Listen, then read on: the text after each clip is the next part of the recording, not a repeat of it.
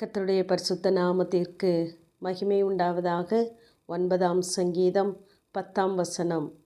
கர்த்தாவே, உம்மை தேடுகிறவர்களை நீர் கைவிடுகிறதில்லை.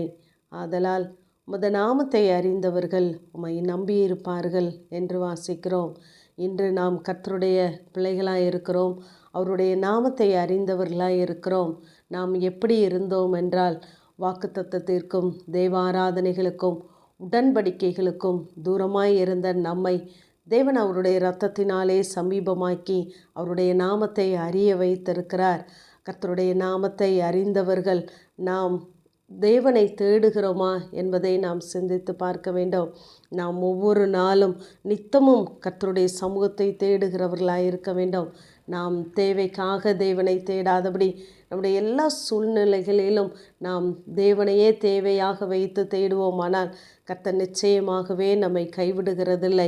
ஏனென்றால் அவர் சொல்கிறார், இஸ்ரவேல் வம்சத்தாரை பார்த்து, என்னை தேடுங்கள், அப்பொழுது பிழைப்பீர்கள் என்று சொல்லுகிறார். நமக்கு வேண்டிய வாழ்வு, நமக்கு வேண்டிய வளர்ச்சி, ஆசீர்வாதம், நன்மைகள் எல்லாம் தேவனிடத்தில் தான் இருக்கிறது. ஆகவே நாம் இந்த உலகத்திலே பிழைக்க வேண்டுமென்றால், ஆவியிலே பிழைத்திருக்க வேண்டுமென்றால் நாம் கர்த்தரை தேடுகிறவர்களாக இருக்க வேண்டும். ஏசாயா 45ஆம் அதிகாரம் 19ஆம் வசனத்திலே, விருதாவாக என்னை தேடுங்கள் என்று நான் யாக்கோப்பின் சந்ததிக்கு சொன்னதில்லை என்று சொல்லுகிறார். ஏனென்றால் தேடுகிற ஒருவரையும் அவர் கைவிடுகிற தேவன் அல்ல. 2 நாளாகமும் 26ஆம் அதிகாரம் 5ஆம் வசனத்திலே, தேவனுடைய தரிசனங்களில் புத்திமானாயிருந்த சகரியாவின் நாட்களிலே தேவனை தேட அங்கு மனதிணங்கினார்கள். அப்பொழுது கர்த்தரை தேடின நாட்களிலே தேவன் அவன் காரியங்களை வாய்க்க செய்தார் என்று சொல்லி பார்க்கிறோம். நாம் தேவனை தேடுவதற்கு நாம் குடும்பமாய் மனது இணங்கும் போது, ஒருமனப்படும் பொழுது, ஒருமனப்பட்டு தேவனை நாம் தேடும் பொழுது தேவன் நம்முடைய காரியங்களை வாய்க்க செய்ய அவர் போதுமானவராகவே இருக்கிறார். ஆகவே நாம் தேவனை இடைவிடாமல் தேடுவோம். ஏனென்றால் நாம் சமாதானத்தை, ஆசீர்வாதத்தை, நன்மைகளை எதை தேடுகிறோமோ அதை நாம் பின்தொடர்கிறவர்களாய் இருக்க வேண்டும் என்று 1 பேதுரு 3ஆம் அதிகாரம் 11ஆம் வசனத்திலே வாசிக்கிறோம். எது மட்டும் நாம் தேட வேண்டும் என்றால், அங்கு லூக்கா 15ஆம் அதிகாரத்திலே அந்த காணாமல் போன ஆடு வெள்ளிக்காசு என்ற உவமையை பார்க்கிறோம். அந்த ஒரு ஆடு காணாமல் போனதும் அந்த ஒரு ஆட்டை தேடி கண்டுபிடிக்கும் அளவும் அவன் தேடினானாம். அந்த வெள்ளிக்காசை இழந்து போன அந்த ஸ்திரீ, அவள் அதை கண்டுபிடிக்கிற வரைக்கும் ஜாக்கிரதையாய் தேடினாள் என்று சொல்லி பார்க்கிறோம். நம்முடைய வாழ்க்கையிலும் தேவன் அநேக வாக்குத்தத்தங்களை தந்திருப்பார். அதை நாம் அடையும் மட்டும் நம்முடைய ஜெபத்தை விடாதபடி நாம் ஒவ்வொரு நாளும் தேவ சமூகத்திலே காத்திருக்கிறவர்களாய், தேவனை நோக்கி பார்க்கிறவர்களாய் இருக்க வேண்டும். கர்த்தரையும் அவர் வல்லமையும் நாடுங்கள், அவர் சமூகத்தை நித்தமும் தேடுங்கள் என்று சொல்கிறார். நாம் அதிகாலையிலே நாம் தேவனை தேடுவோமானால் நிச்சயமாகவே கண்டடைவோம்.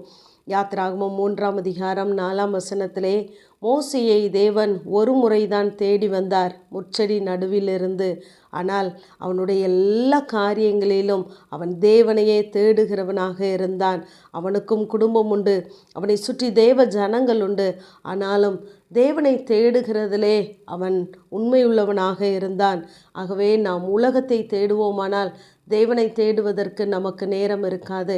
ஆனால் தேவனை தேடுகிறவர்களுக்கு உலகத்தை தேடுவதற்கு நேரம் இருக்காது. ஆகவே நாம் கர்த்தரை உறுதியாய் பற்றி கொள்ளுவோம். அவருடைய நாமத்தை அறிந்திருக்கிறோமே, அந்த நாமத்தை கொண்டு தேவன் பட்சத்திலே நிற்போம். அந்த நாமத்தை வைத்து கொண்டு தேவ சமூகத்திலே நின்று காத்திருப்போம். தேவனை தேடுவோம். அவர் ஒருபோதும் நம்மை கைவிடுகிற தேவன் அல்ல. தம்மை தேடுகிறவர்களுக்கு அவர் பலன் அளிக்கிறவர் என்று விசுவாசிக்க வேண்டும் என்று எபிரேயர் 11:6 வாசிக்கிறோம்.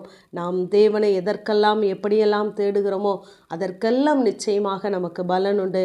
ஆகவே நாம் தேவனை தேடுவோம். அவர் நம்மை ஒருபோதும் ஒரு நாளும் கைவிட மாட்டார்.